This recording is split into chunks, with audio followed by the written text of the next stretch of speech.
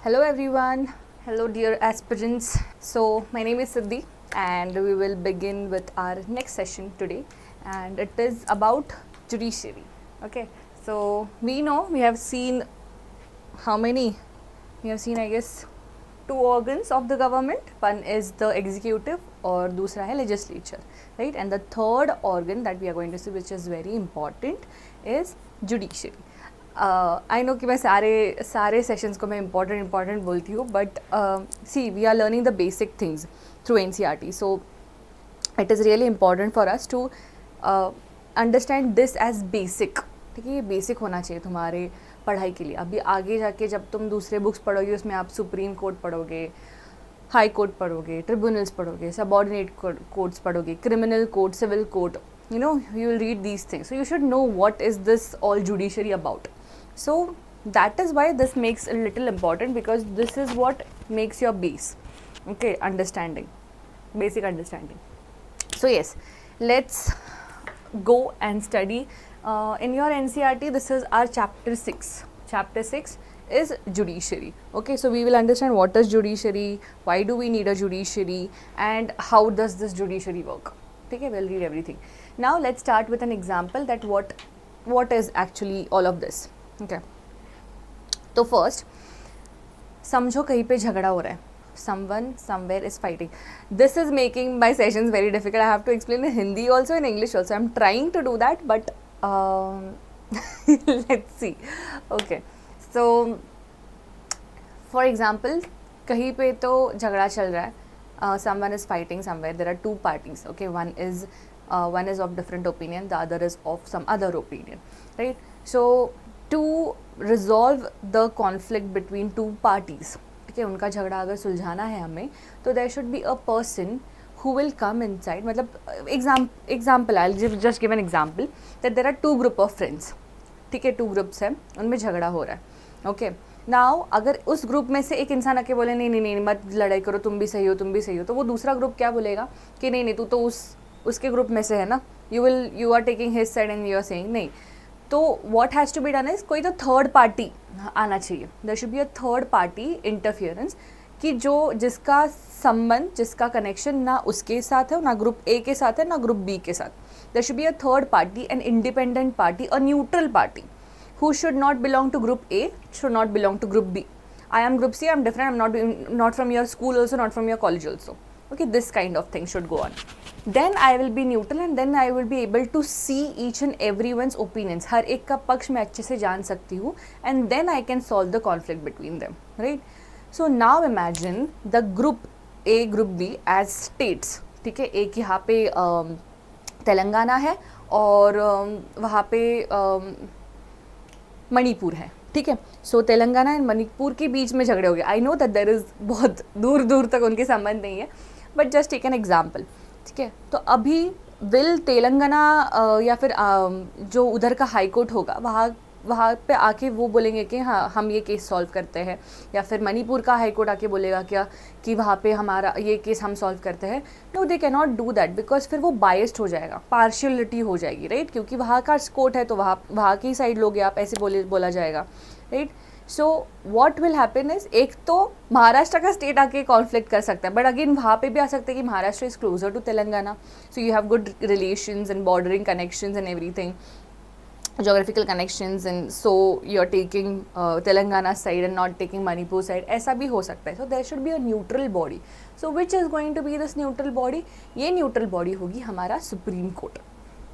ठीक है, because supreme court belongs to the centre, right? वो सबसे हाईएस्ट कोर्ट होता है, सेंटर नहीं मतलब हाईएस्ट कोर्ट होता है. सो वो ना ही एक स्टेट को बिलोंग करता है ना एक कम्युनिटी को, right? It is going to belong to the nation who is वहाँ पे है वो इसलिए क्योंकि उसको कॉन्फ्लिक्ट सॉल्व करने हैं, राइट? सो ऐसा इंडिविजुअल कोई तो होना चाहिए who is not biased, who is independent, who is not favouring any one else over any one other. Okay, ऐसा कोई तो बंदा चाहिए जो हमेशा निष्पक्ष होके निर्णय लेगा और जस्टिस देगा, न्याय देगा. हाँ, अब ये सब कुछ कैसे करेंगे? with on the lines of law, right? So this is how just judiciary acts with conscience with our law and then try to provide justice to each and every individual, maybe वो rich हो या poor हो या forward class का हो या backward class का हो, any other classes he belongs, men हो या female हो, men हो या women हो, any person does not matter, that person will always be neutral and give justice. Okay, एक ही law से हर इंसान को एक ही law होगा. Everyone, irrespective of its economical, social, any status, political status, that person will have the same law. और एक example देती हूँ मैं आपको कि जैसे पहले in Asian times, okay, during the राजा महाराजा के टाइम पे कैसे होता था कि समझो I belong to a very poor class and there is this another person ABC who belongs to a rich class. ठीक है, अभी उसकी भी कुछ मजबूरी थी, मेरी भी कुछ मजबूरी थी. I went and I did some robbery, मैंने कुछ चुरा लिया कहीं किसी के, राजा के ही घर से, समझो राजा के ही घर से मैंने एक सोने का कोई चीज़, I just tried to, I did मैंने वो चुरा ली. ठीक है, और सेम उसी ने भी कुछ ना कुछ तो कोई ना कोई तो चीज़ वहाँ से चुरा ली और ये समझ गया राजा को. तो अभी राजा क्या करेगा, राजा को उनको पनिशमेंट देना पड़ेगा अकॉर्डिंग टू लॉ. तो पनिशमेंट तो होनी चाहिए, सज़ा तो होनी चाहिए, राइट. बट अब राजा सज़ा कैसे देगा, राजा बोलेगा कि हमारे पास न्याय जस्टिस डिपार्टमेंट है, वो देगा. तो जस्टिस डिपार्टमेंट बुक खोलेगा, justice department okay, justice department क्या देखेगा कि ठीक है, रॉबरी के लिए, चोरी के लिए ये पनिशमेंट है, बट आप थोड़े एलाइट क्लास से हो, आप थोड़ा सा रिच हो, तो आपको क्या है, आपको प्रिजन में रखा जाएगा 5 दिन के लिए. Okay, this will be your punishment. आप पुअर क्लास से हो और यहाँ अकॉर्डिंग टू द रूल आपने अगर चोरी की है तो जिस हाथ से चोरी की है वो आपका हाथ काट दिया जाएगा. That is the punishment. Now you tell me, दोनों ने चोरी की है, दोनों ने सेम अमाउंट का, मतलब सोना ही चोरी किया है, छोटा मोटा कुछ भी होगा, ठीक है, राजा के घर से ही किया है, दोनों को पकड़ा गया है, दोनों के जो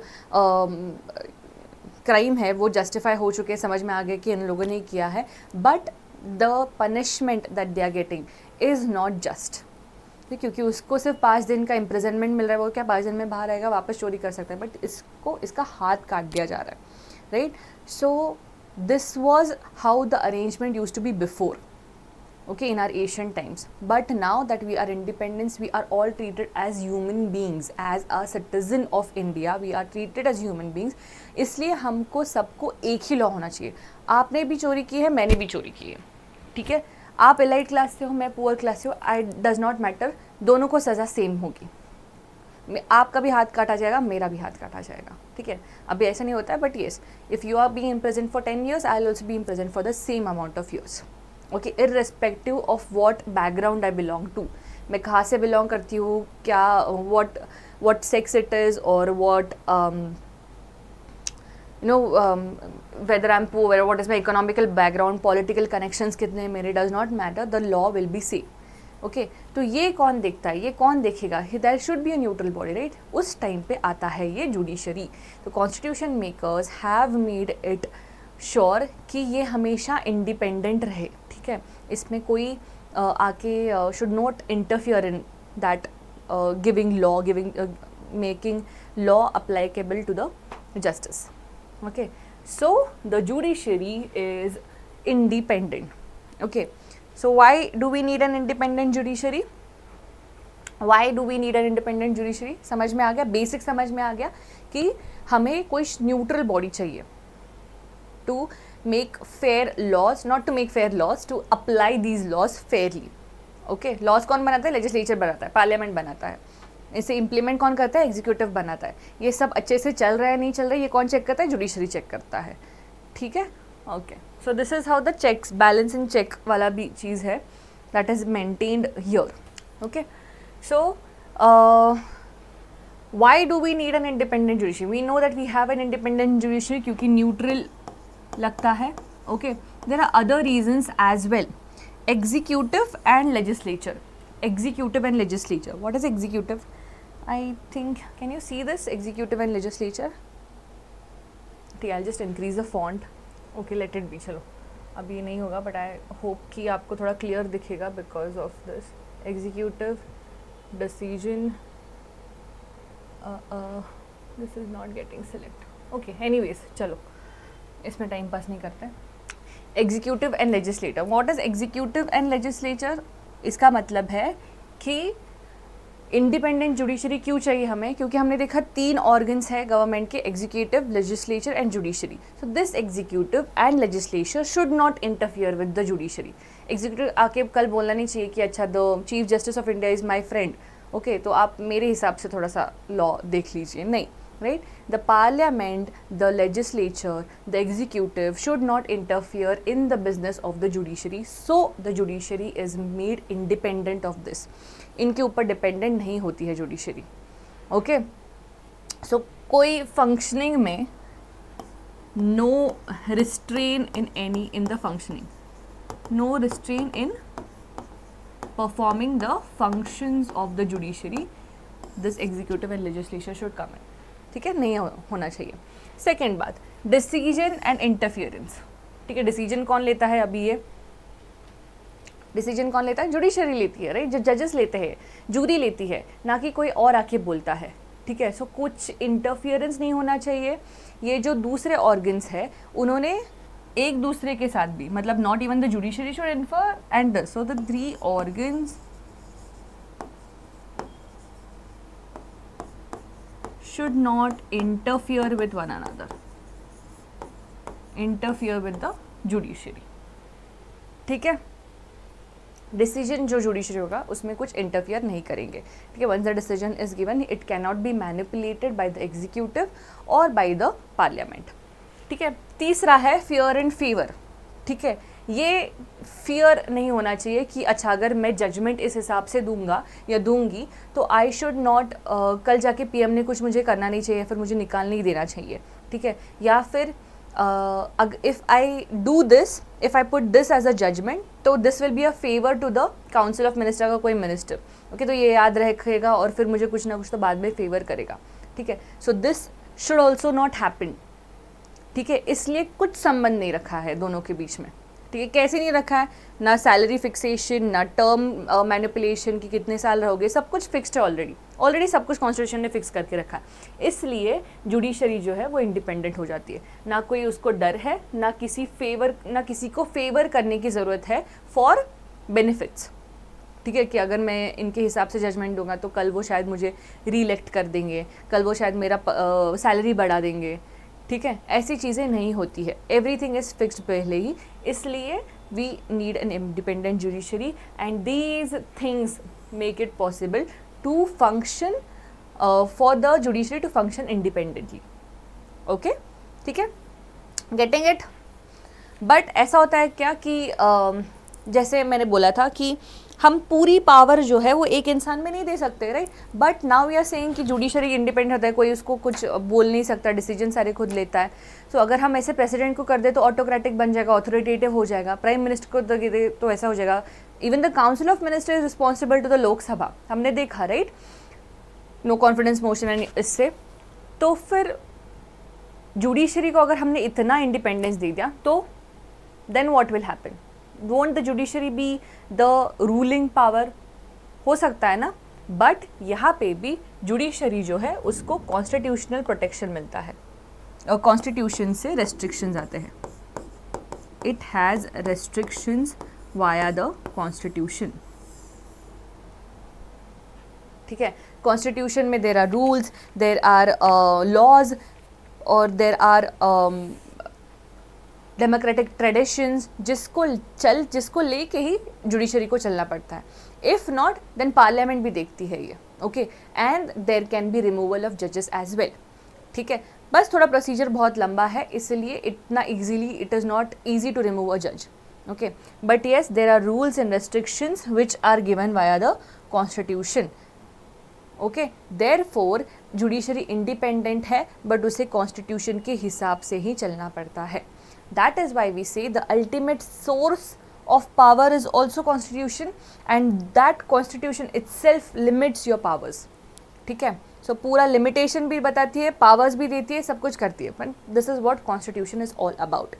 वहीं से उसको power मिलता है, वहीं से उसको उसके ऊपर limitations भी आते हैं. ठीक है, fine, okay.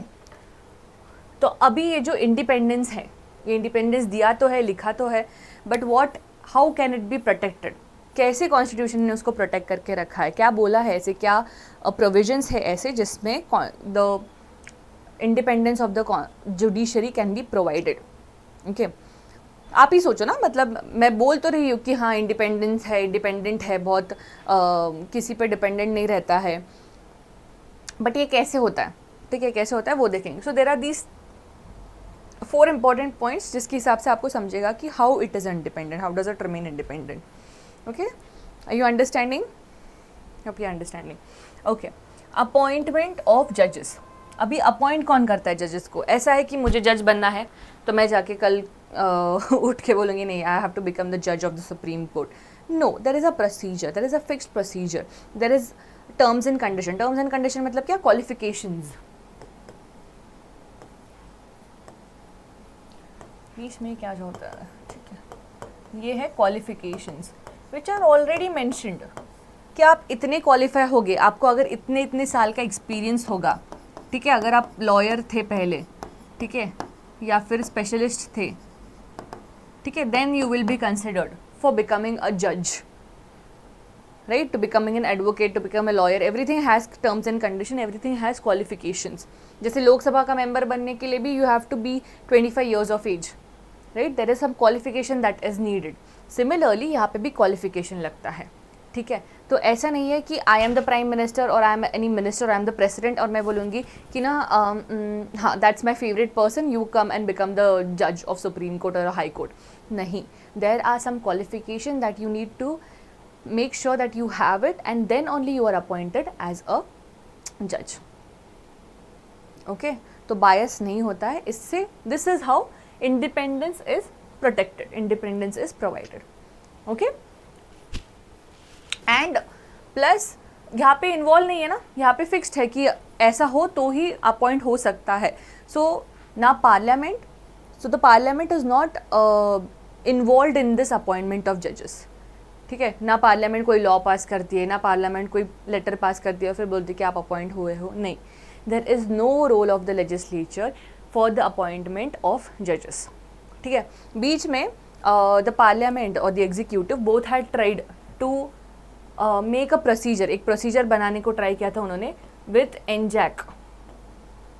कुछ लोगों को पता रह गए, एनजैक मतलब national judicial appointment committee, national judicial appointments committee. मतलब क्या कि एक सेकेंड, हाँ,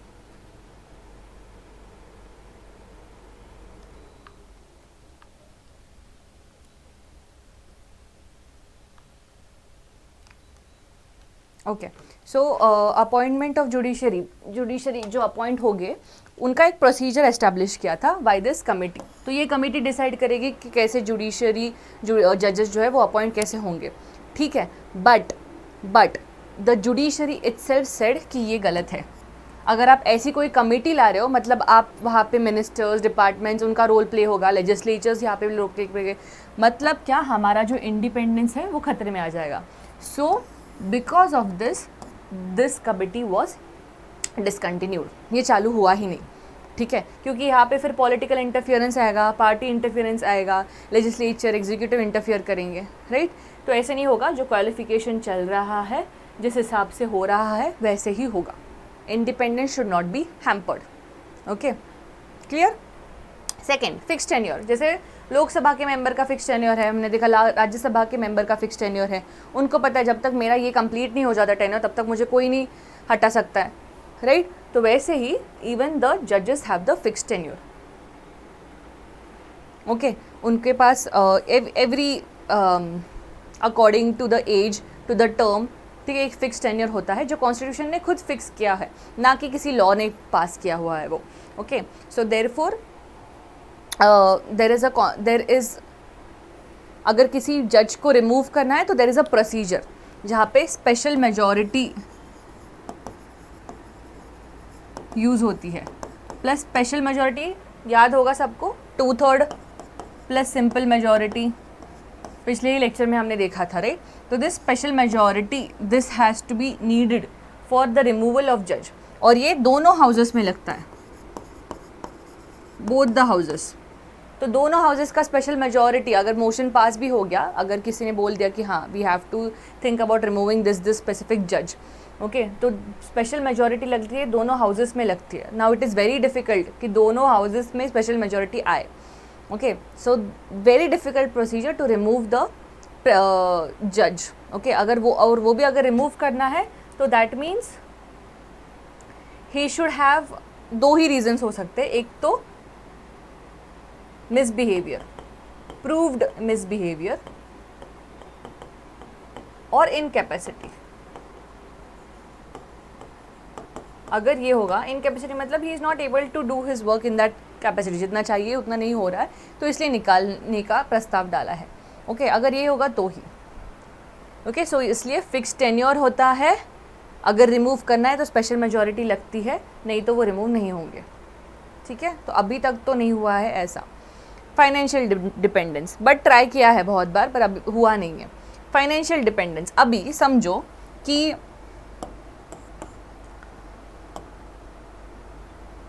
okay, just imagine that I work in a company जहाँ पे देर is a CEO, there is manager, and then I am there. Okay, so I am supposed to manage, I am supposed to report to the manager, और manager जाके फिर CEO को report करता है. Okay, जैसे hierarchy होता है वैसे. फॉर एग्ज़ाम्पल मेरा जो फाइल पास होता है सैलरी का फाइल, तो that my manager passes on. Okay, and फिर वो CEO के पास जाता है. फिर वो CEO देखता नहीं, क्योंकि ही बिलीव्स दैट मैनेजर को सब पता है, मैनेजर हमेशा अच्छे से करता है, manager just CEO just passes it of. Okay, but अगर समझो कि कल मैनेजर ने कुछ काम दिया है और मैं उसको बोलती हूँ कि नहीं मैं नहीं कर पाऊँगी, या फिर मेरा झगड़ा हो गया मैनेजर के साथ. फॉर एग्जांपल मेरा कुछ झगड़ा हो गया, तो हो सकता है that manager in his own capacity बोल दे कि इस महीने का सैलरी नहीं देना है उसको. ठीक है, अभी वो consumer courts and all of these things are there. ठीक है, irrespective of all that thing, समझो मैनेजर ने बोल दिया, CEO मेरा दोस्त है, मैंने बोल दिया कि आज इस महीना उसका सैलरी नहीं होना चाहिए. ठीक है, नेक्स्ट मंथ वो मंथ की आधी सैलरी हम दे देंगे. ठीक है, ऐसे. या फिर बोल सकता है कि एक मंथ करना देंगे, उसके बाद उसको निकाल देंगे. ऐसे अगर बोला तो फिर that is going to be a problem, right. मुझे पता है कि मैनेजर के पास इतनी ज़्यादा पावर्स है, तो what I will do is, जो भी मैनेजर काम बोलेगा मैं चुपचाप कर लूँगी. ठीक है, मैनेजर बोलेगा कि सुबह 6 बजे ही रिपोर्ट करना है यहाँ पे, तो I have to go no matter what. I can not put my views also in front of him, right. अगर ओवर टाइम करना है तो ओवर टाइम करना पड़ेगा, right. So I will have this fear always. क्योंकि वो salary दे रहा है मुझे, है ना.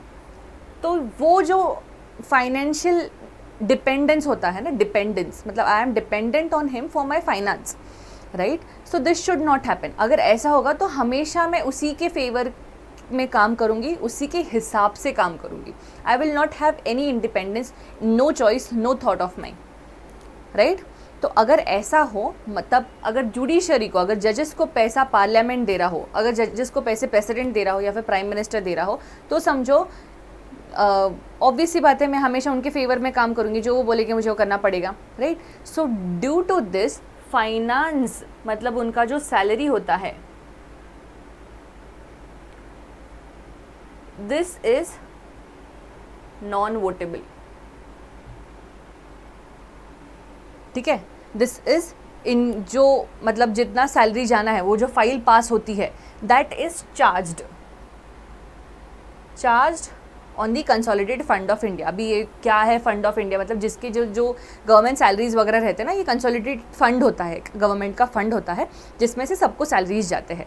ठीक है, तो अभी जैसे अगर आप HR वगैरह को जानते होगे, तो हमेशा एक फ़ाइल आती है हर महीना, वो HR चेक करता है, साइन कर देता है और वो सेंड हो जाती है. ठीक है, तो ये जो साइन होते हैं सबके, तो जजेस का भी सैलरी साइन होता है कि इतना होना चाहिए, इनका है उतना. तो अगर समझो मेरे हाथ में है उनका सैलरी, तो मैं क्या बोलूँगी, नहीं इस महीने इनका थोड़ा सा सैलरी काट दो, क्योंकि उन्होंने मेरी बात नहीं सुनी थी, राइट. बट ये वोटिंग ही नहीं रहता है, फाइल आ रही है, फाइल पे साइन करना है, चुपचाप पास कर देना है.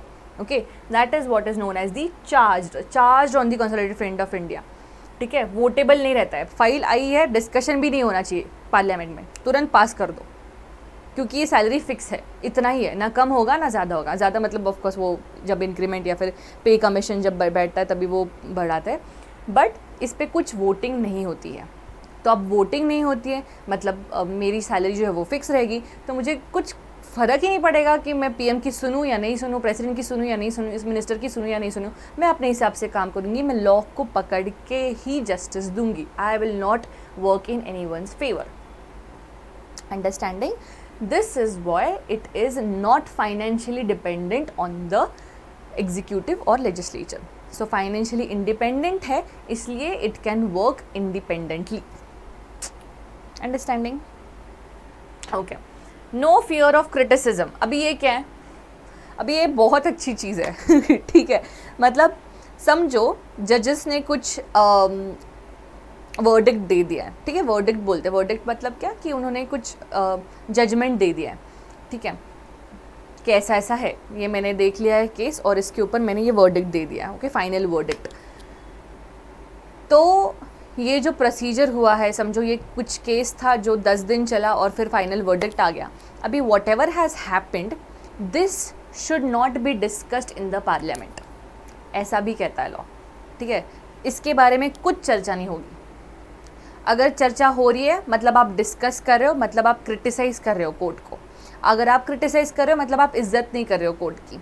आप इज्जत नहीं करोगे तो बाकी लोग कैसे इज्जत करेंगे कोर्ट की, ठीक है। अगर आप बाकी लोग भी नहीं करेंगे तो कैसे आप सुप्रीम मानोगे जज के डिसीजन को, right. This because of all of this things उन्होंने बोला है, मतलब नॉट उन्होंने मतलब नॉट द जजेस, the constitution has said that there should be no criticism. आप पार्लियामेंट में डिस्कस कर सकते हो जुडिशरी के बारे में ओनली व्हेन उनके रिमूवल का प्रोसीजर चल रहा है, किसी जज के प्रोसीजर का रिमूवल का प्रोसीजर चल रहा है, तभी आप बात कर सकते हो, नहीं तो you can not talk about the court. That is known as the contempt of court. अगर पकड़े जाते हो तो इसकी सज़ा भी कोर्ट ही देता है। You have criticise the court, you have not obeyed the orders of the court, so ये सज़ा होगी आपकी। So contempt of the court, कुछ क्रिटिसिज्म नहीं होना चाहिए इन द पार्लियामेंट, ठीक है। आप बाद में घर जाके खुद क्रिटिसाइज कर सकते हो, ठीक है। मैं खुद मेरे फ्रेंड्स के साथ क्रिटिसाइज कर सकती हूँ, but in the parliament you can not discuss this, ठीक है। So there is no fear of criticism also, criticism भी नहीं होगा, ठीक है। तो आपको जो लग रहा है आपके हिसाब से सही है, लॉ के हिसाब से सही है, जस्टिस मिल रहा है, बराबर जस्टिस मिल रहा है, तो आप कर सकते हो वो काम। Do not worry about all of these things. आप टेन्योर के बारे में मत सोचो, आप अपॉइंट कैसे हो रहे हो वो मत सोचो, आपका सैलरी फिक्स है, प्लस आपको कुछ कोई नहीं बोलेगा, क्रिटिसिज्म नहीं होगा, बस। फिर और क्या चाहिए? इंडिपेंडेंस ही इंडिपेंडेंस, इतना तो हमें भी नहीं मिलता इंडिपेंडेंस, इतना जुडिशरी को इंडिपेंडेंस है। So it does not have any kind of fear of being criticised, okay. That is why this is how the independence of the judiciary is provided by the constitution itself, okay, ठीक है, okay. Next देखते हैं हम, next क्या, appointment of जजेस। ये हमने देखा है कि there is a procedure, fix procedure होता है कि जैसे हमारे यहाँ पे हाईएस्ट पोस्ट कौन सी है जजेस की, it is the chief justice of India. ये फोटो पता है वैसे this belongs to the Jolly LLB movie. Yes, Jolly LLB movie बहुत सही मूवी है। अगर आपको देखने की कोर्ट के प्रोसीडिंग्स एक्चुअल में कैसे होते हैं तो देख सकते हो इसमें, ठीक है, very chill. This is this जज, आई लव दिस जज I love this actor also. तो यस, तो जो chief justice, coming back to the topic, chief justice of India, ये जो प्रोसीजर होता है, सबसे हाईएस्ट जो पोस्ट होती है that is the chief justice of India. बताओ अगर आपको पता होगा तो कमेंट करके बताओ कि गुड इवनिंग, कमेंट करके बताओ कि who is the chief justice of India today. अभी आज कौन चीफ जस्टिस ऑफ इंडिया है? Okay, comment it out, comment करो यार सेक्शंस में। I see only good evening good evening good evening comments, और हिंदी में बोलो, इंग्लिश में बोलो, इतने ही कमेंट्स देखती हूँ मैं। There are no other comments, there are no doubts also, there are no मैं इतना बोलती हूँ कि कमेंट करके बताओ इसका आंसर, कमेंट करके बताओ उसका आंसर, बट कोई नहीं करता है, पढ़ाई नहीं कर रहे हो। अगर ऐसे कर रहे हो ना तो अच्छे टीचर्स नहीं आएंगे, पढ़ाएंगे नहीं आप अच्छे से, मतलब इंटरेस्ट नहीं आता है ना फिर सिखाने का, तो थोड़ा सा इंटरेक्टिव होना चाहिए। Okay, so yes, chief justice of India जो है कौन है बताओ, इनका प्रोसीजर कैसे होता है। तो देर is a terms and conditions, मतलब टर्म्स एंड कंडीशन मतलब क्वालिफिकेशन, अगेन ये आप पढ़ोगे, ठीक है, ये आप जब लक्ष्मीकांत पढ़ोगे तो उसमें लिखा है पूरे अच्छे से क्वालिफिकेशन क्या है। अभी मैं वो बता के आपको कंफ्यूज नहीं करना चाहती हूँ। सो क्वालिफिकेशन होते हैं, प्लस यहाँ पे क्या होता है कि यहाँ पे जो सीनियर मोस्ट जज रहता है, ठीक है, अभी there is a group of people who are qualified, ठीक है, बहुत सारे लोग हैं जो क्वालिफाइड हैं। अभी इनमें से ये देखेंगे कि सीनियर मोस्ट कौन सा है, who is the senior most जज इन द ग्रुप ऑफ जजेस who are qualified to become the chief justice of India. Okay, उनके हिसाब से फिर वो चीफ जस्टिस बनता है, ठीक है, द सीनियर मोस्ट जज। बट ये क्या हुआ है यहाँ पे, 2 बार फेल हुआ है यही सिस्टम। एक बार हुआ है 1973 में और एक बार हुआ है 1975 में। यहाँ पे आई गेस द नेम, हाँ, ए एन रे जो है, he became the chief justice of India, but इनसे 3 सीनियर मोस्ट जजेस थे, बट फिर भी A N Ray because of favour he got into this and became the chief justice, plus Beg, M H Beg, yes, M H Beg ये भी बने थे, पर इनसे और एक सीनियर थे, सीनियर मोस्ट जज थे, बट फिर भी उनको बनाया गया था। Now this was something where वो पॉलिटिकल इंटरफियरेंस था। ओके, बट 2 बहुत सारे केसेस हुए, बट वो थे एंड देन उनका टर्म जल्दी ख़त्म हो गया, फिर चले गए। Okay, so usually ignoring this, constitutionally senior most जज है वो चीफ जस्टिस ऑफ इंडिया बनता है। ये बहुत ये रेयर केस में हुआ है, बट सीनियर मोस्ट जज जो है वो चीफ जस्टिस ऑफ इंडिया बनता है। बाकी जजेस जो है उनको कैसे अपॉइंट किया जाता है, बाकी जजेस ऑफ सुप्रीम कोर्ट, उनको कैसे अपॉइंट किया जाता है, पहले the president use to appoint it, okay, फिर बाद में बोला कि अरे ये तो अपॉइंटमेंट अगर प्रेसिडेंट कर रहा है तो फिर बहुत झोल हो जाएगा इसमें। सो द चीफ जस्टिस जो था उसके साथ प्रेसिडेंट अपॉइंट करता था, उसके साथ बातचीत करके, फिर वापस बोला गया तो this will again be in the favour of chief justice. Chief justice को जो जो लोग पसंद है वो उनको अपॉइंट कर लेगा, है ना, जज बनने के लिए। अगेन बहुत सारी चर्चा हुई एंड देन फाइनल डिसाइड हुआ कि चीफ जस्टिस मतलब प्रेसिडेंट अपॉइंट करेगा, बट चीफ जस्टिस ने नाम देने चाहिए कि ये जजेस अच्छे हैं, बट कि कौन से नाम होंगे, जो भी नाम होंगे वो CJI प्लस 4 सीनियर जजेस ये मिल के नाम बताएंगे, ये बताएंगे अच्छा ये लोगों ये लिस्ट है, ये अच्छे जजेस है, ये क्वालिफाइड जजेस है, इनको आप अपॉइंट कर सकते हो, ऐसे प्रेसिडेंट को बताएंगे, फिर प्रेसिडेंट अपॉइंट करेगा। ना ही सिर्फ CJI, ना ही सिर्फ दूसरे जजेस, या ना ही सिर्फ president, CJI plus 4 senior most judges will come together, will discuss, will have an opinion, and then the president will appoint him as the judge of the Supreme Court. Okay, Supreme Court, High Court, everything.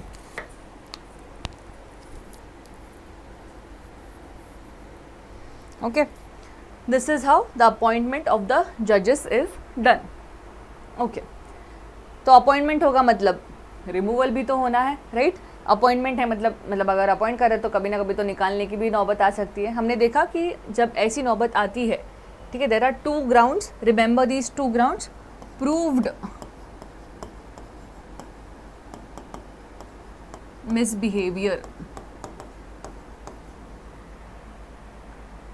Misbehaviour plus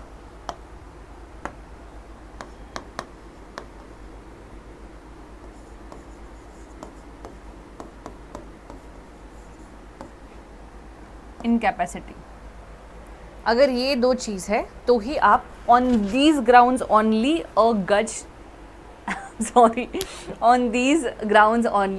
the जज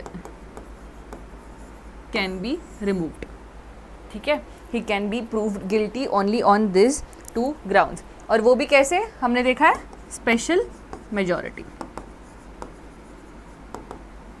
ठीक है, special majority हो तो ही आप निकाल सकते हो, नहीं तो you can not.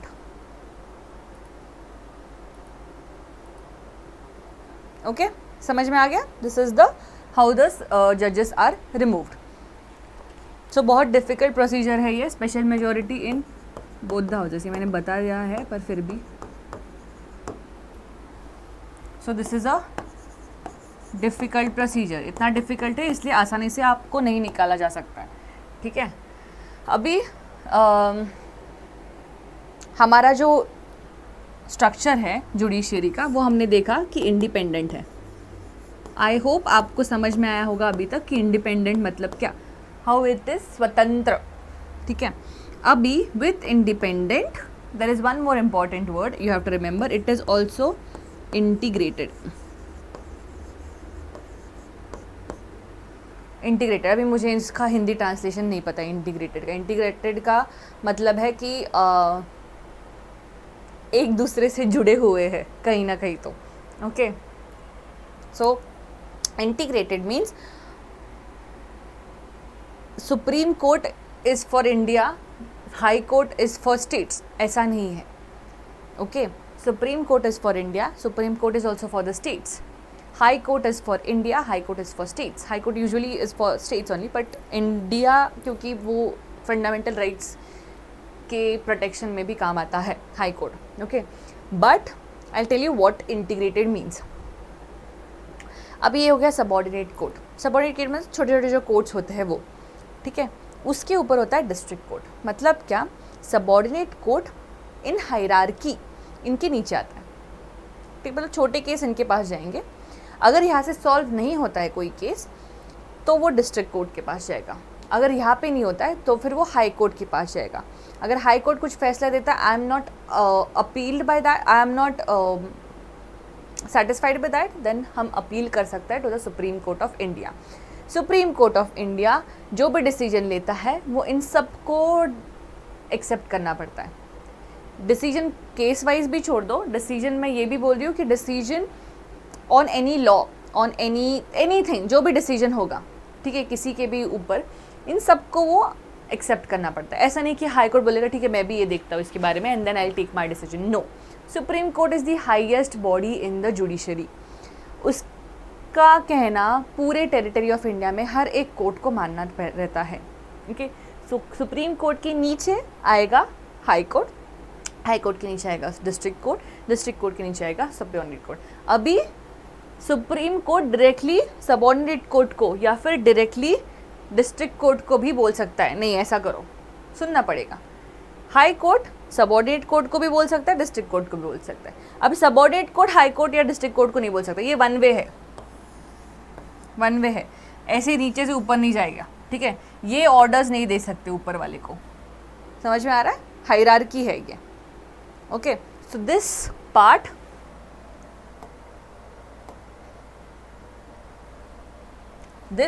Is known as the integrated system. US में कैसा है? यूएस में सुप्रीम कोर्ट अलग है, हाई कोर्ट अलग है. हाई कोर्ट अपने डिसीजंस देता है, वो सुप्रीम कोर्ट जब डिसीजन लेता है तो सुप्रीम कोर्ट का डिसीजन हाई कोर्ट नहीं सुनता है. ठीक है, हाई कोर्ट अपना अपना डिसीजन लेता है. ठीक है, यूएस के लिए अलग जजमेंट होगा और स्टेट्स के लिए अपना अपना अलग जजमेंट होगा. ठीक है, ऐसे ही होता है. यहाँ पे इंटीग्रेटेड होता है. यहाँ पे supreme court is the highest body, lowest is the subordinate court. Okay, अभी हम देखते हैं कि ये तो हो गया स्ट्रक्चर. अभी हम इनके पावर्स देखते हैं. ठीक है, दिख रहा है सबको?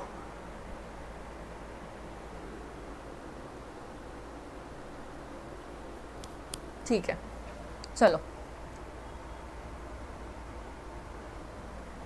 Supreme court of India, its decision are binding on all courts. मैंने बोला सबको सुनना पड़ता है, मतलब क्या? अरे यार ये हमेशा का है ये.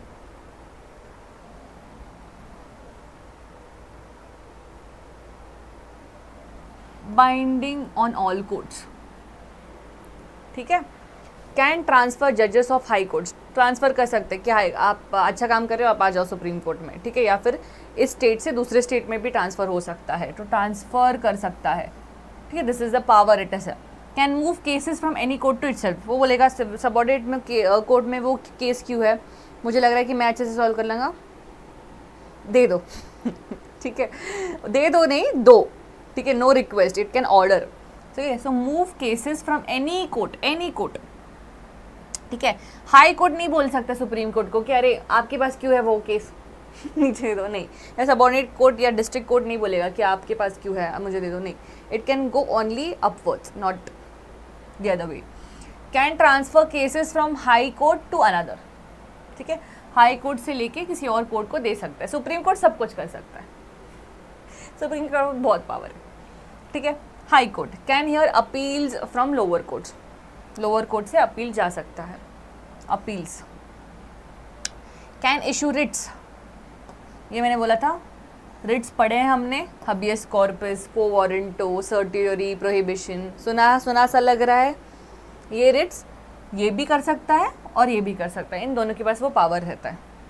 Can deal with cases with in the jurisdiction of state, जिस स्टेट का हाई कोर्ट है उसके वो सारे केसेस ले सकता है, ठीक है। जैसे हाई कोर्ट ऑफ गुजरात हो गया, ओके, तो गुजरात मध्य प्रदेश हो गया, तो yes they can take the cases, जो भी केसेस है उस स्टेट में वो हाई कोर्ट ले सकता है। Exercises superintendence and control over courts below it, ठीक है, इनका पूरा डिसीजन मेकिंग ये चेंज कर सकता है। सुपरिटेंडेंस भी मतलब सुपरवाइज भी करता है, कंट्रोल भी करता है। डिस्ट्रिक्ट कोर्ट पे आते हैं, अयो डिस्ट्रिक्ट कोर्ट पे आते हैं।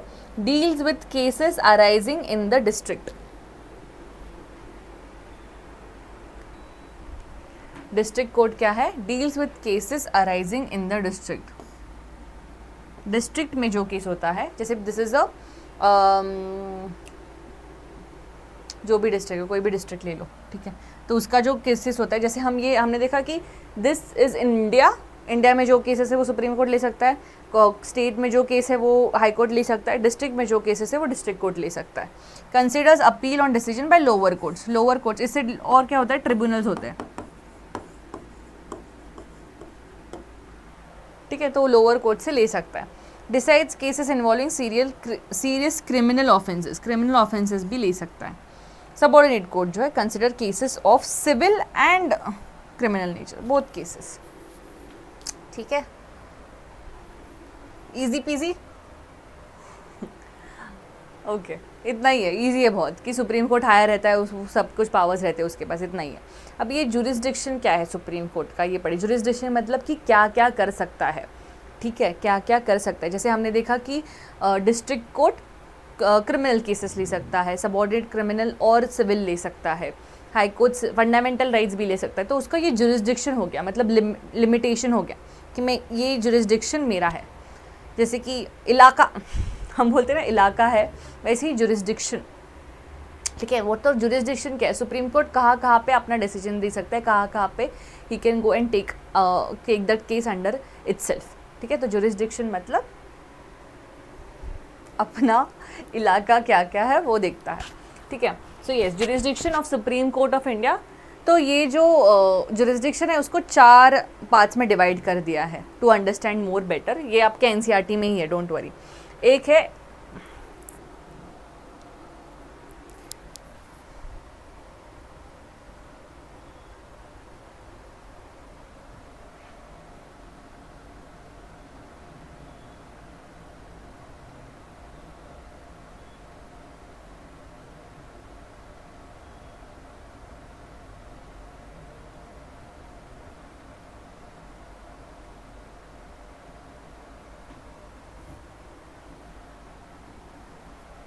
ओके, अभी दिखेगा अच्छे से, यस। चलो, jurisdiction of supreme court, original अभी ये 4 हिस्सों में डिवाइड किया गया है। इसको बोलते हैं ओरिजिनल, इसको बोलते हैं एपेलेट, इसको बोलते हैं एडवाइजरी, और एक है रिट, ठीक है। सबका मीनिंग समझाऊंगी। ओरिजिनल मतलब कि ये मेरा ओरिजिनलिटी है, ठीक है, this is what I am meant for, ठीक है, ओरिजिनली ये मेरा ही है, ठीक है। तो ऐसे केसेस या ऐसे सब्जेक्ट्स जिसको सॉल्व करना सिर्फ मेरा हक है और कोई नहीं ले सकता, that is known as original. Original means everything or anything that is only under my jurisdiction, only I can handle that case, okay, that means original. Appellate means what? First we'll see the example of original. Original is settles disputes between union मतलब center and states and amongst the states. Now you only see कि centre मतलब centre जो है अपना, और समझो कि Kerala, centre and Kerala में कुछ डिस्प्यूट चल रहा है, ठीक है। केरला वाले बोल रहे हैं कि ऐसा ऐसा करना चाहिए, सेंटर बोल रहे नहीं ऐसा नहीं करेंगे, some dispute is going on, okay. तो अभी ये सॉल्व कौन करेगा? कोई स्टेट आके तो सॉल्व नहीं कर सकता, क्योंकि सेंटर की बात चल रही है और किसी एक स्टेट की बात चल रही है, right. There has to be some again neutral body but higher body. तो तब आता है सुप्रीम कोर्ट। सुप्रीम कोर्ट बोलता है जब यूनियन और स्टेट के बीच में झगड़े हो रहे हैं तो मैं आऊँगा। अगेन स्टेट्स के बिटवीन झगड़े हो रहे हैं, तो मैंने जैसे एग्जांपल दिया था मणिपुर और तेलंगाना के बीच में झगड़े हो रहे हैं, तो कोई दूसरा स्टेट तो जाके सॉल्व नहीं करेगा, हाई कोर्ट तो जाके सॉल्व नहीं करेगा, सुप्रीम कोर्ट आएगा, क्योंकि सुप्रीम कोर्ट क्या है? सेंट्रल बॉडी है, ठीक है। वो पूरे इंडिया का जुरिस्डिक्शन है उसके पास, तो वो बोलेगा दो स्टेट्स के बीच में झगड़ा हो रहा है, I will look into it, okay. Union और स्टेट, सेंटर और स्टेट मतलब समझो सेंटर और महाराष्ट्र एक पार्टी है और आंध्र प्रदेश के अगेंस्ट उनका कुछ केस चल रहा है, ये भी हो रहा है, तो भी सुप्रीम कोर्ट ही देखेगा। Supreme court will be like I will be the one who will be non biased, ठीक है, तो मैं कर लेती उस हिसाब से। So that is known as the original. तो जब ऐसे झगड़े होते हैं तो हमेशा सुप्रीम कोर्ट ही काम आता है, ना कि हाई कोर्ट या डिस्ट्रिक्ट कोर्ट या ट्रिब्यूनल या subordinate courts, okay. Second is appellate. Appellate मतलब क्या कि किसी कोर्ट में मेरा ट्रिब्यूनल में या फिर सबऑर्डिनेट कोर्ट या डिस्ट्रिक्ट कोर्ट में मेरा केस चल रहा है, और जो मतलब कुछ समझो कुछ फैमिली मैटर है या सिविल मैटर है और एनीथिंग, तो वो चल रहा है और वहाँ पे जजमेंट आ जाता है कि ऐसा ऐसा है, आपको घर खाली करना पड़ेगा या कुछ भी हो, ओके। एग्जांपल दे रही हूँ मैं, मुझे लग रहा है नहीं ये तो अनजस्टिस हुआ है सच में, एक्चुअल में तो मतलब इन्होंने अच्छे से सुना ही नहीं केस, तो मैं क्या करूँगी? मैं अपील करूँगी। अपील मतलब क्या? मेरा केस आगे ऊपर वाले कोर्ट में जाके वहाँ से सुनवाई चाहती हूँ मैं, okay. I can do this. So अगर मैंने समझो डिस्ट्रिक्ट कोर्ट में कर लिया तो मैं अपील कर सकती हूँ कि हाई कोर्ट में चला जाए। हाई कोर्ट का अगर कुछ जजमेंट आ गया, आई कैन अपील कर सकती हूँ, नहीं मुझे सुप्रीम कोर्ट से जजमेंट चाहिए तो ही मैं मानूंगी, ओके। सो ऐसे करके these appeals from lower courts in civil, criminal and constitutional cases, सबका अपील सुनता है supreme court of India, okay. So lower court से भी सुप्रीम कोर्ट जा सकता है, हाई कोर्ट से भी सुप्रीम कोर्ट जा सकता है। This is the kind of appeal. तो सबसे एंड जो है that is the supreme court of India. So the highest appealing body is supreme court of India. So that is the appellate। Advisory very easy. Advises the president on matters of public importance and law. अभी समझो president को कुछ, president मतलब council of ministers and prime minister, अगर उनको कुछ law से related या जज मतलब ऑफ कोर्स लॉ से रिलेटेड या पब्लिक इंपॉर्टेंस से रिलेटेड कुछ बनाना है या फिर कुछ डिसीजन लेना है, तो वो क्या करते हैं? वो जाते हैं चीफ जस्टिस ऑफ इंडिया या फिर सुप्रीम कोर्ट के जजेस के पास और बोलते हैं कि देखो ये मैटर है, इसके ऊपर थोड़ा सा ना आप बता दो, सजेशन क्या रहेगा आपका, ठीक है। तब सुप्रीम कोर्ट उनको सजेशन दे सकता है। अभी एक और बात है कि इसमें कंपल्सरी नहीं होता है। सुप्रीम कोर्ट को ऐसा भी बोल सकता है नहीं यार टाइम नहीं है, इतने सारे केसेस हैं, मैं क्या वो पढ़ते बैठूँ और क्या आपको सजेशन दूँ, आपको जो लगता है वो आप कर लो, ठीक है, मेरे पास टाइम नहीं है। तो supreme court is not bound to give its advice to the president on the public importance, ठीक है। पर प्रेसिडेंट जाके पूछ सकता है, और प्रेसिडेंट ने पूछा तो प्रेसिडेंट बाद में बोलेगा, बाद में नहीं कुछ बोलना है, ठीक है। बाद में मैंने इसके ऊपर लॉ बना दिया, फिर आपको नहीं आके बोलना अरे ये तो गलत बना दिया, मैंने आपको पूछा था इसके बारे में, ठीक है। सो येस, सुप्रीम कोर्ट के पास प्रेसिडेंट जा सकता है to ask, but supreme court जो है वो उसके मन के ऊपर रहता है, उसको अगर देना है तो वो देगा, नहीं देना है तो नहीं देगा, ठीक है। एडवाइस, फ्री की एडवाइस नहीं देता है सुप्रीम कोर्ट, ठीक है। Next is writ. रिट देखा है हमने कि फंडामेंटल राइट्स अप्रूव होने के लिए, फंडामेंटल राइट्स प्रोटेक्ट करने के लिए the supreme court can issue some writs, right. कि कैसे करेंगे? Habeas corpus, mandamus, prohibition, certiorari, quo warranto to protect fundamental rights of the Indian. So this writs can be done by the supreme court of India. यहाँ पे article 32 के under ही can do this writ, plus article 226, this is high court. Even high courts can issue writs, high court भी issue कर सकता है writs, क्योंकि fundamental rights of the individual can are also protected by the high court. तो अगर आपके fundamental rights exploit हो रहे हैं तो आप हाई कोर्ट के पास भी जा सकते हो, आप डायरेक्टली सुप्रीम कोर्ट के पास भी जा सकते हो, ठीक है। एक और स्पेशल पावर रहती है, तो special power is can grant special leave to an appeal from any judgement और any matter pass by any court in the territory of India. ठीक है, अभी जैसे हमने देखा था सबऑर्डिनेट कोर्ट, फिर डिस्ट्रिक्ट कोर्ट, फिर हाई कोर्ट, फिर सुप्रीम कोर्ट। तो यहाँ से अपील यहाँ पे जाएगा, फिर यहाँ से यहाँ पे जाएगा, फिर यहाँ से यहाँ पे जाएगा। मतलब मैं मर जाऊँगी और मेरी 3 पीढ़ी आ जाएंगे, 3 जनरेशन आ जाएंगे, फिर भी हद तक पहुँचने तक मुझे इंसाफ नहीं मिलेगा। But supreme court has the power कि समझो यहाँ पे कुछ केस है तो यहाँ पे सुप्रीम कोर्ट बोल सकता है चलो अपील कर लो यहाँ पे। Okay, you can leave these all sections. This is known as the special grant special leave to an appeal. समझ में आ रहा है? ठीक है, this is the special power. So this is the jurisdiction of supreme court. Supreme court कहाँ कहाँ पे काम कर सकता है। ओके, नाउ ये तो हमने पता कर लिया कि सुप्रीम कोर्ट यहाँ पे काम कर सकता है। But supreme court also tries to make sure कि अपना जुरिस्डिक्शन थोड़ा सा बढ़ा लेते हैं। ठीक है, अभी जैसे कि फॉर एग्जांपल बोलती हूँ, आपने सुना रहेगा PIL, पब्लिक इंटरेस्ट लिटिगेशन।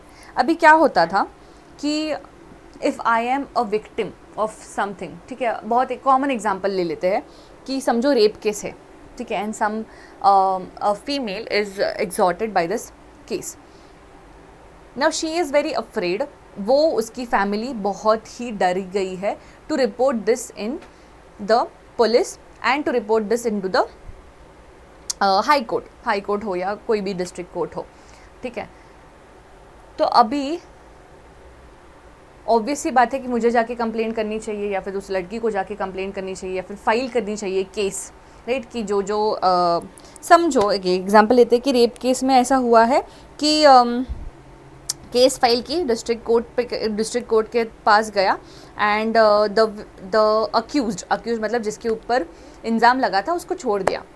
ठीक है, अभी वो छूट गया है, he has some political authority over him, तो वो बहुत धमका रहा है वगैरह। ठीक है, तो अभी I am very scared, my family is very scared, तो what will happen is I want go and register my case in high court या फिर किसी और कोर्ट में मैं जाके नहीं रजिस्टर करूँगी। तो यहाँ पे क्या हो जाएगा, the victim is not getting the justice, plus जो अक्यूज है, जो जिम्मेदार है इस चीज़ का, वो खुलेआम घूम रहा है, राइट। सो यहाँ पे there can be a third person, मतलब कोई तीसरा ही इंसान है जो मेरी केस जाके फाइल कर रहा है। ठीक है, डज नॉट मैटर उसके साथ कुछ संबंध है या नहीं है, फैमिली है या फ्रेंडली रिलेशन है या नेबर है, नो नीड। उसको सिर्फ पता है कि ऐसे हो रहा है, वो दूसरे स्टेट में भी हो सकता है बट उसको पता है ऐसे हो रहा है, तो वो जाके डायरेक्टली एक लिटिगेशन फाइल कर सकता है। Okay, he can go directly and file a litigation of a person he just knows that the case is off. Okay, this is known as public interest litigation because this is in the favor of public good के लिए. Okay, so this is known as the PIL and this PIL is can be considered by the Supreme Court. That is known as the judicial activism. So the judiciary becomes active and takes up these cases.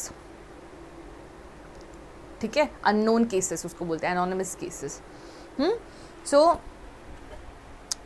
जैसे उन्होंने example दिया NCERT में कि right of prisons का भी, prisoners जो है वो तो केस डालेंगे नहीं, but there was an NGO who said कि जो प्रिजनर्स होते हैं उनके कंडीशंस इतने ख़राब है कि this is against the humanly rights. Okay, against the humanly rights. So this case was taken by the Supreme Court. So ऐसे करके खुद एक्टिव होना in such cases is known as judicial activism. Okay, but इसकी एक negative side भी है। ये negative side है जुडिशियल एक्टिविज्म की कि India is famous for this Supreme Court, independent and integrated Supreme Court, but it is also famous for so many cases pending in front of him. मतलब आप अभी भी जाओगे ना तो एक 70 साल या 80 साल का बुढ़ा रहेगा जिसकी केस अभी सॉल्व हो रही है। ठीक है, after 50 years of his complaining and his case pending. ठीक है, तो इतने साल लग जाते हैं कोर्ट में केस आने के लिए भी। ठीक है, जस्टिस तो बाद में मिलने की बात है, बट इतने सारे हैं क्योंकि केसेस ही इतने फाइल होते हैं।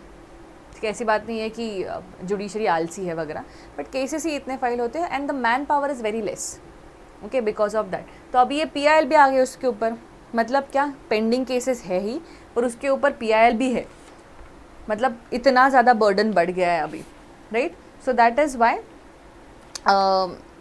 PIL has a negative side, judicial activism has a negative side. Plus, because it can do this, so there is a blurred line between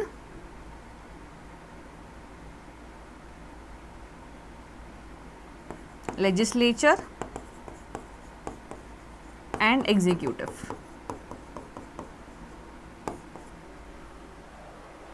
ठीक है, जुडिशरी बोल सकता है कि इस पे लॉ बनाना चाहिए। अभी लॉ बनाना चाहिए, ये किसका काम है? एग्जीक्यूटिव का। लॉ बनना किस पे चाहिए, सॉरी, लॉ बनाने का काम क्या है? लेजिस्लेचर का। किस पे बनना चाहिए ये काम? किसका? एग्जीक्यूटिव का। पर बोल कौन रहा है? जुडिशरी बोल रहा है, राइट। तो दिस मीन्स कि जो लेजिस्लेचर और एग्जीक्यूटिव के बीच की जो, और जुडिशरी के बीच की जो लाइन है, जो डिस्टिंग्विशिंग फीचर है, वो थोड़ा ब्लर होते जा रहा है कि दिस शुड नॉट हैपन। ये नेगेटिव साइड है, राइट। सबके अलग अलग अपने अपने पावर्स फंक्शंस है, उस हिसाब से काम करो। जैसे जुडिशरी इंडिपेंडेंट वर्क हो रहा है, पार्लियामेंट को भी इंडिपेंडेंट वर्क करने दो, एग्जीक्यूटिव को भी इंडिपेंडेंट वर्क करने दो। These are dependent on one another but still, okay, in this way it has blurred the rights, that is what it says, ठीक है। so this is known as the judicial activism, okay, good।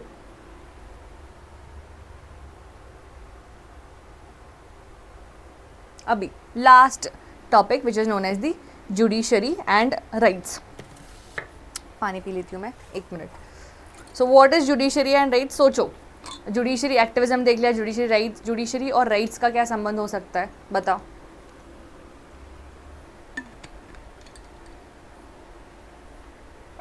कौन से rights हैं हमारे पास? We have fundamental rights,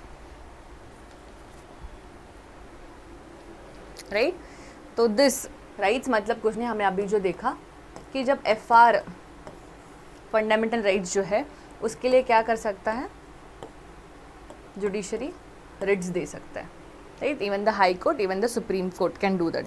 so by issuing the writs, habeas corpus, mandamus, prohibition, certiorari, quo warranto, ये 5 Ritz लेके fundamental rights restore करवा सकता है जुडिशरी। अकेला इंसान है जो कर सकता है, ना पार्लियामेंट कर सकता है, ना एग्जीक्यूटिव कर सकता है, बट जुडिशरी कर सकता है, ठीक है। This it can do. Plus there is one more thing that the Supreme Court can do is that Supreme Court can declare a law, a provision to be unconstitutional,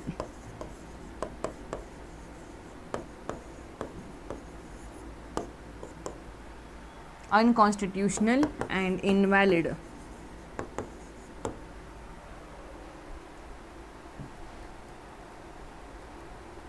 मतलब क्या कि समझो कुछ लॉ बनाया है लेजिस्लेचर ने, executive ने, legislature ने बिल ला के ड्राफ्ट करके फिर प्रेसिडेंट का साइन लेके डिस्कशन वगैरह करके एक बिल, एक एक्ट पास किया और उसको एक लॉ बिल पास किया, उसको लॉ बना दिया, ठीक है, या फिर एक एक्ट पास कर दिया। अब ये एक्ट आ तो गया, सुप्रीम कोर्ट ने देख लिया, सुप्रीम कोर्ट ने बोला ये क्या है, इससे तो फंडामेंटल राइट्स हैम्पर हो जाएंगे, या फिर इससे ये सेक्शन जो है वो उनको इनजस्टिस होगा, ओके, एनीथिंग लाइक दैट। तो सुप्रीम कोर्ट थिंक्स कि नहीं, इससे हैम्पर हो सकता है constitutional provisions, then that law, that provision the supreme court can declare unconstitutional. मतलब ये गलत है, ये कॉन्स्टिट्यूशन के हिसाब से नहीं है।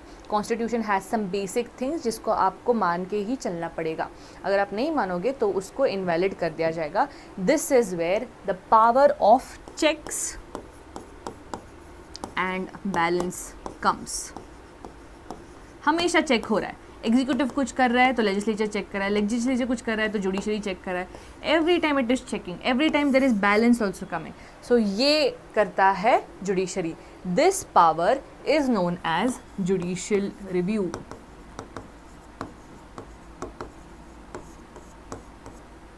Judiciary has the power to review any law, anything that is happening,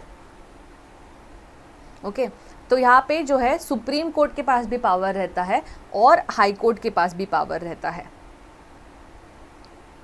okay अगर ऐसा कुछ हो और कॉन्स्टिट्यूशन के खिलाफ जा रहा है ये सब कुछ, देन द सुप्रीम कोर्ट और the high court can declare it unconstitutional.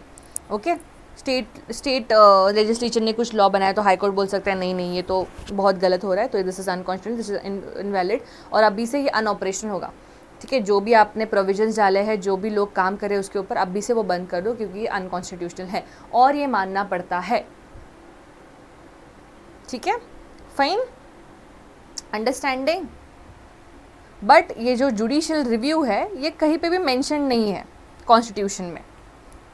ठीक है, कॉन्स्टिट्यूशन वालों ने बोला नहीं है कि आप जुडिशियल रिव्यू कर सकते हो, बट कॉन्स्टिट्यूशन वालों ने ये बोला है कि कॉन्स्टिट्यूशन प्रोटेक्ट करने के लिए आप कुछ भी कर सकते हो. सो इसीलिए जुडिशरी जो है उसके ऊपर कोई कुछ ना बोले, इसलिए it has come up with a basic structure of constitution. Very important.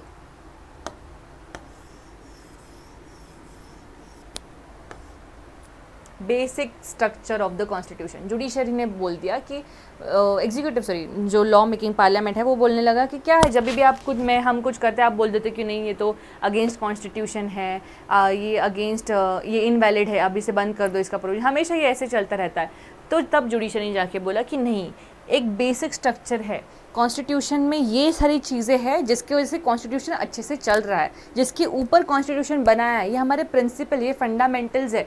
ठीक है, बेसिक स्ट्रक्चर है, इसको आप हैम्पर नहीं कर सकते, इसको आप टच नहीं कर सकते हो. ठीक है, ये ऐसा बोला सुप्रीम कोर्ट ने. तब जाके everything that is important which includes the fundamental rights also. ठीक है, इसको अगर आपको चेंज करना है, इसको आप चेंज नहीं कर सकते हो. ठीक है, you can not hamper the basic structure. अगर आप इसको हैम्पर कर रहे हो, इसमें बहुत सारे पॉइंट्स उन्होंने मेंशन कर दिए, and this is an open book, इसमें ऐड करता रहता है जुडिशरी कुछ ना कुछ. तो ठीक है, अगर आपको इसको, अगर आपने कुछ ऐसा लॉ बनाया, कुछ ऐसा प्रोविजन बनाया जो बेसिक स्ट्रक्चर को हैम्पर कर रहा है कॉन्स्टिट्यूशन के, then I can declare it as unconstitutional and invalid and should be in operational from that moment itself. अभी इसके ऊपर कुछ नहीं, एक बार हो गया तो हो गया, ख़त्म. ओके, केसेस होती है ऑफ कोर्स, मतलब ऐसा नहीं है कि पार्लियामेंट सुनेगा, केसेस होती है, केसेस बैठती है, the jury sits in and then there are 11 benches, 13 benches बैठते हैं ऐसे जजेस के. ठीक है, ऑड बेंचेस, क्योंकि फिर वोटिंग पे होता है ना सब कुछ, इस हिसाब से 7 बेंच. ठीक है, 5 बेंच जो जजेस ऐसे करके बैठते हैं, एंड देन डिसीजन लिया जाता है पूरा. But yes, whatever the ultimate decision is, you have to accept it.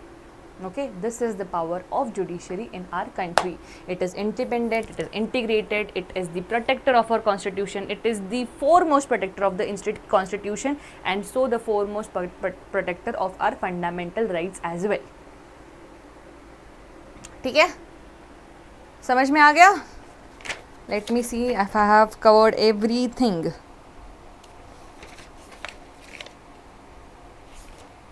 Yes, ठीक है, समझ में तो आ गया. ठीक है, थोड़ा सा पढ़ लो, मतलब समझ, ये बेसिक स्ट्रक्चर से बता देती हूँ आपको कि बेसिक स्ट्रक्चर जो है ये आप जब आप लक्ष्मीकांत पढ़ोगे तो आपको ये बहुत ज़्यादा बार पढ़ना पड़ेगा. That is this Keshavananda Bharati case.